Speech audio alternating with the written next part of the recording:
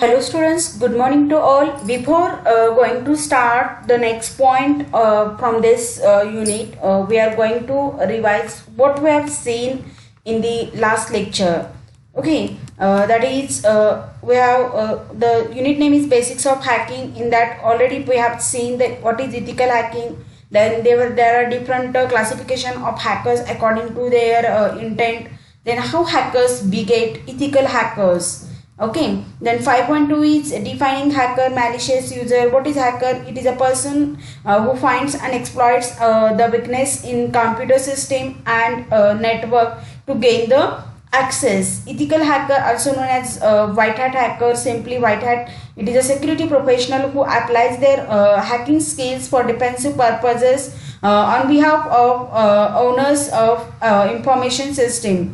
Now, what is malicious user? Malicious user try to compromise computers and sensitive information from the inside and authorized and trusted users. Okay. Then second one point is understanding the need to hack your own system. That is, for this you have to only focus on to catch a thief. You think like a thief. Okay, that is the basic line for the understanding the need to hack your own system. Once our goal for as an ethical hacker should as follows, like hack your system in non-destructive fashion, enumerate vulnerabilities, and if necessary prove to upper management that vulnerabilities exist, apply results to remove vulnerabilities and better secure systems. Then understanding the dangers in our system is our today's point. Okay, systems are generally under fire from hackers around the world. It's another to understand specific attacks against your systems that are possible. There are some well-known attacks. Okay, many information security vulnerabilities are not critical by themselves. However, exploiting several vulnerabilities at the same time can take its toll. For example, a default Windows operating system configuration, a weak SQL Server administrator password, and a server hosted on a wireless network may not be major security concerns separately. But exploiting all these these vulnerabilities at the same time can be a serious issue, as non-technical attacks will be there, network infrastructure attack, operating system attacks will be there, and application and other specialized attacks will be there. Now, what is a non-technical attack? Non-technical attack exploits that involve manipulating people and end users, and even yourself are the greatest vulnerability within any computer or network infrastructure. Humans are trusting by nature, which can lead to social engineering exploits. Social engineering is defined as exploitation of the trusting nature of human being the gain information for malicious purpose. Then other common and effective attack against information system are physical Hackers break into buildings, computer rooms, or other areas containing critical information or property. Physical attacks can include dumpster diving, that is searching through trash cans and dumpsters for intellectual property, password, network diagrams, and other information. This one is the first one, that is non-technical. Then second one is network infrastructure attacks. That is, hacker attacks against network infrastructure can be easy because many networks can be reached from anywhere in the world via the internet. Here are some examples of network infrastructure attacks. Like first one is connecting into a network through a rogue modern attached to a computer behind a firewall.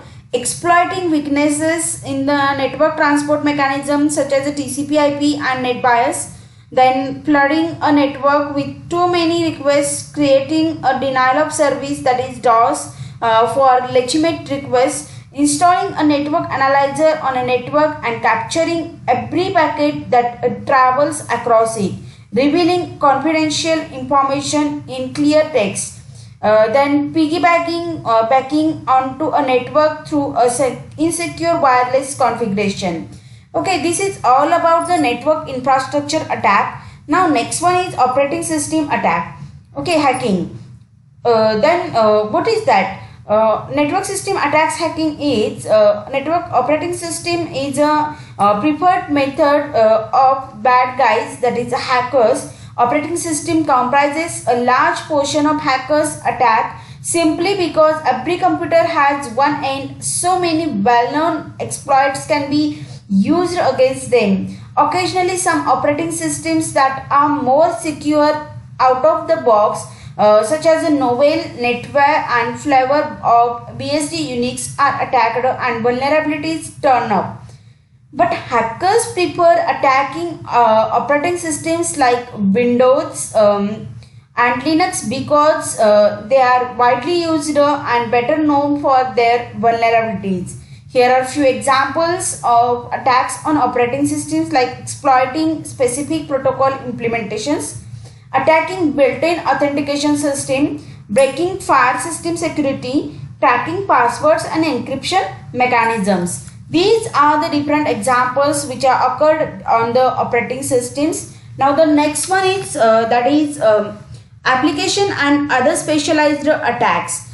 Okay, what is that? Application take a lot of hits by hackers. Programs such as email server software and web application often are broken down. Hypertext transfer protocol and simple mail transfer protocol, that is HTTP and SMTP applications are frequently attacked because most firewalls and other security mechanisms are configured to allow full access to these programs from the internet. Malicious software, that is malware, includes viruses, worms, Trojan horse and spyware. Malware clogs network and takes down system. Spam is, that is junk email. Okay, spam also we can call it is as a junk email, is breaking have on system availability and storage space, and it can carry malware. Ethical hacking helps reveal such as attacks against computer system. This is all about the understanding the dangers in our system. These are the different dangers which will occur in our system. Now the next point is obeying. Means what? Something we have to follow. Okay, obeying the ethical hacking commandments. That is, every ethical hacker must abide by a few basic commandments. If not, bad things can happen. Like that are working ethically, should be working ethically is first one. Then second one, respecting privacy, and last one is not crashing your systems. Okay, now what is that working ethically? Working ethically means the word ethical in this context can be defined as working with high professional morals and principles while performing ethical hacking tests against own system or for someone who has hired for. Everything one need to do as an ethical hacker must be above board and must support the company's goals. No hidden agendas are allowed. Trustworthiness is the ultimate principle. The misuse of information is absolutely forbidden. That's what the bad guys or hackers do. This is nothing but working ethically. Then second one is respecting privacy. Okay, treat the information gathered with the greatest respect. All information obtained during testing, from web applications, log files to clear text passwords, must be kept private. This information shall not be used to watch into confidential corporate information or private lives. If you sense or you can feel that someone should know there's problem, consider sharing the information with the appropriate manager. Involve others in process. This is a watch the watcher system that can build trust and support ethical hacking projects. And next one is non-crashing your systems. Not crashing your systems means what? One of the biggest mistakes seen when people try to hack their own system is inadvertently crashing their systems. The main reason for this is poor planning. Okay, these testers have not read the documentation and or misunderstand the usage and power of the security tools and techniques. That is, denial of service DOS conditions on the system are easily created when testing. Running too many tests too quickly on a system causes many system lookups. Things should not be rushed and assumed that a network or specific host can handle the beating, that network scanners and vulnerability assessment tools can be useless. Many security assessment tools can control how many tests are performed on a system. That at the same time, these tools are especially handy if one needs to run the tests on production system during regular business hours. One can even create an account or system lookout condition by social engineering, changing a password, not realizing that doing so might create a system lockout condition. Okay, this is nothing but obeying the ethical hacking commandments. Which are the different commandments? First one is working ethically, second one is respecting privacy, and last one is not crashing your systems. Okay, now next one is the ethical hacking process. What is the ethical hacking process? There are total 5 steps included in the ethical hacking. That is formulating your plan, selecting tools, executing the plan, evaluating results, and moving on. These are the main 5 steps which are included in the ethical hacking process. Now first of all, we will see what is ethical hacking process. Like practically any IT or security project, ethical hacking needs to be planned in advance. Strategic and tactical issues in the ethical hacking process should be determined and agreed upon. Okay, planning is important for any amount of testing, from the simple password cracking test to an all-out penetration test on a web application. Now in this, the first one step is formulating your plan. What is that? Actually, formulating your plan is nothing but approval for ethical hacking is essential. What is being done should be known and visible at least to the decision makers. Obtaining sponsorship of the project is first step. This could be the manager, an executive, a customer, or even a boss. Okay, the someone is needed to back up and sign off on the plan. Otherwise, testing may be called off unexpectedly if someone claims they never authorized one to perform the test. The authorization can be as simple as internal memo from the senior most person or boss if one is performing these tests on your own system. If the testing is for a customer, one should have a single contract in place stating the customer support and authorization.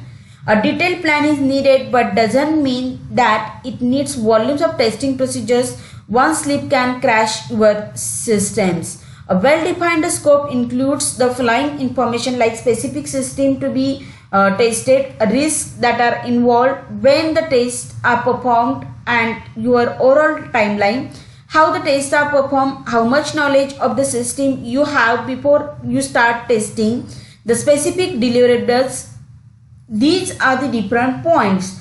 Okay, then second, understand the systems which are being tested should not be difficult if one is hacking his or own in-house systems. If hacking a customer system, one may have to dig deeper. In fact, most people are scared of these assessment based the type of test one will perform on or his or her organizations or customers needs. Then second one step is selecting tools. Okay, if one doesn't have the right tools for ethical hacking to accomplish the task, is effectively difficult. Just using the right tools doesn't mean that all vulnerabilities will be discovered. Know the personal and ethical limitations. Many security assessment tools generate false positives and negatives. Some tools are miss vulnerabilities.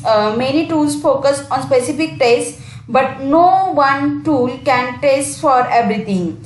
This is why a set of specific tools are required that can call on for the task at hand.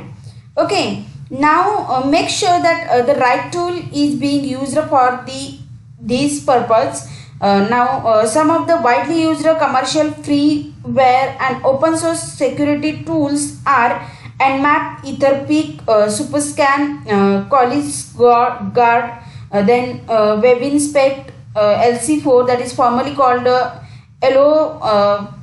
LOP Crack, Landguard, Network Stumbler, ToneLog. These are the few security tools. Here are some. There are some again other popular tools like Internet Scanner, Ethernal, Nessus, Nikto, Kismet, TSC Scan. Okay, these these tools we are going to use. Here again there are some ways. There are some ways to do that. Okay, read the README and online help files for tools. Study the other users guide for commercial tools. Consider formal classroom training from the security tool vendor or another third party training provider if available. One should look for these characteristics in tools for ethical hacking: adequate documentation, detailed reports of discovered vulnerabilities, updates and support when needed, high level reports that can be presented to manager or non-technical types. These features can save time and efforts when writing the reports. Now the next one step of ethical hacking process is executing the plan. What that executing the plan? Ethical hacking can take persistence, time and patience are more important in the ethical hacking. One should be careful when performing ethical hacking tests. A hacker in network or seemingly gentle employee looking over one's shoulder may watch what's going on. This person could use this information against tester. It is not practical to make sure that no hackers are on one system before starting. Okay, then at the minimum password protect them. In an investigation mission, attach as much information as possible about the organization and system, which is what malicious hackers do. Start with a broad view with narrow down the focus. Like first one is search the internet for own organization name, computer and network system names and the IP addresses. Google is the great place to start for this.